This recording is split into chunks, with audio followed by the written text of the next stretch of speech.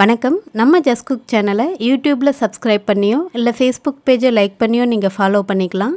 இந்த வீடியோவில் உடம்புக்கு ரொம்பவே ஆரோக்கியமான முருங்கைக்கீரை சாம்பார் தான் ரொம்பவும் எளிமையாக நல்ல கமகமன்னு வாசனையோட எப்படி பண்ணுறதுன்னு பார்க்க போகிறோம். ஒரு குக்கரில் 50 கிராம் துவரம்பருப்பு, கொஞ்சமாக மஞ்சள் தூள், 15 சின்ன வெங்காயம், ஒரு தக்காளி, ஒரு 4-5 பூண்டு பற்கள் சேர்த்துருக்கேன். இது கூடவே கொஞ்சமாக பெருங்காயத்தூள் சேர்த்துட்டு தேவையான அளவு தண்ணீர் விட்டு ஒரு 3லேருந்து 4 விசில் வரைக்கும் நம்ம வேக வச்சு எடுத்துக்கலாம் பருப்பை. இது வேகிற நேரத்தில் நான் முருங்கைக்கீரை மொதல் நாளே சுத்தம் பண்ணி இந்த மாதிரி ஈரம் இல்லாத டப்பாவில் போட்டு ஃப்ரிட்ஜில் வச்சுருந்தேன். இப்போ இது ஒரு 2 கைப்பிடி அளவு எடுத்துட்டு இந்த மாதிரி தண்ணியில் போட்டு நல்லா சுத்தம் பண்ணி எடுத்துக்கலாம். எப்போவுமே முருங்கைக்கீரையை தண்ணியில் போட்டுட்டு அப்படியே வச்சிடக்கூடாது. போட்டுட்டு உடனேவே அதை நல்லா அலசிட்டு எடுத்துடணும். உங்களுக்கு டஸ்ட்டு எந்த அளவுக்கு இருக்குதுன்னு பார்த்துட்டு கீரையில் ஒரு 2 முறை இல்லாட்டி 3 முறை நல்லா சுத்தம் பண்ணி இந்த மாதிரி வடிகட்டியில் எடுத்து வச்சுருங்க, ஈரம் போகிற மாதிரி.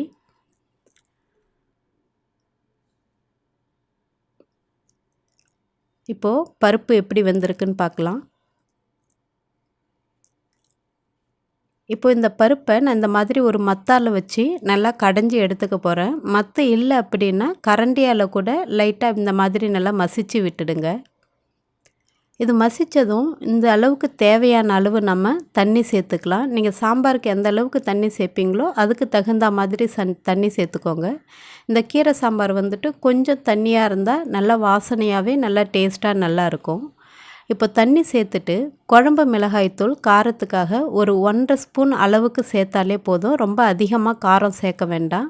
கரெக்டாக 1 ஸ்பூன் சேர்த்துட்டு அதுக்கு பிறகு ஒரு 1/2 ஸ்பூன் அளவுக்கு குழம்பு மிளகாய்த்தூள் சேர்த்துட்டு இதோடைய பச்சை வாசனை போகிற வரைக்கும் ஒரு 5 நிமிஷம் நான் கொதிக்க வச்சிடுறேன். இந்த மசாலாவுடைய பச்சை வாசனை போகிற வரைக்கும். பச்சை வாசனை போனதும் ஒரு 2 கைப்பிடி மட்டும் முருங்கை இலை சேர்த்துக்கலாம். நம்ம கீரை ரொம்ப அதிகமாக சேர்க்கக்கூடாது. முருங்கைக்கீரை சாம்பாரை பொறுத்த வரைக்கும் நிறைய சேர்த்துட்டோம் அப்படின்னா ஒரு மாதிரி குழம்பும் நல்லா தடன்னு இருக்கும். அங்கங்கே நிறைய கீரை தெரிகிற மாதிரி இருக்கும். இந்த மாதிரி கம்மியாக சேர்த்துட்டு ஒரு 3லேருந்து 4 நிமிஷம் வரைக்கும் நல்லா வேக வச்சுக்கலாம்.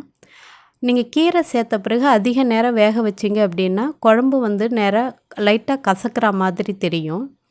இப்போது இந்த குழம்புக்கு தேவையான அளவுக்கு கொஞ்சமாக கல் உப்பு சேர்த்துட்டு நல்லா ஒரு கொதி வந்ததும் எடுத்துட்டு இப்போ நம்ம தாளிக்க ஆரம்பிச்சிடலாம்.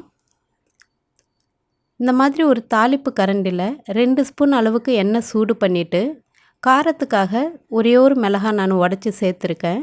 இது கூடவே நான் தாளிப்பு வடகம் கொஞ்சமாக சேர்த்து நான் தாளித்து அந்த சாம்பார் கூட சேர்க்க போகிறேன். வடகம் இல்லை அப்படின்னா கொஞ்சமாக கடுகு, ஜீரகம், ஒரு 2 பூண்டை தட்டிட்டு சேர்த்துக்கோங்க. ரொம்பவே வாசனையாக நல்லாயிருக்கும். இப்போது ரொம்பவே சூப்பரான நல்லா கமகமன்னு முருங்கைக்கீரை சாம்பார் தயாராகிடுச்சு. இந்த சாம்பாருக்கு எப்போவுமே கீரை கம்மியாக தான் சேர்க்கணும். அதே மாதிரி குறைவான நேரம் தான் வேக வைக்கணும். நீங்களும் ட்ரை பண்ணி பார்த்துட்டு எப்படி இருந்துச்சுன்னு சொல்லுங்கள். நம்ம சேனலை இது வரைக்கும் நீங்கள் சப்ஸ்கிரைப் பண்ணலை அப்படின்னா வீடியோவுக்கு கீழே இருக்கிற சப்ஸ்கிரைப் பட்டனையும் ப்ரெஸ் பண்ணிக்கோங்க. பக்கத்தில் இருக்கிற பெல் பட்டனையும் ப்ரெஸ் பண்ணிக்கோங்க. நன்றி, வணக்கம்.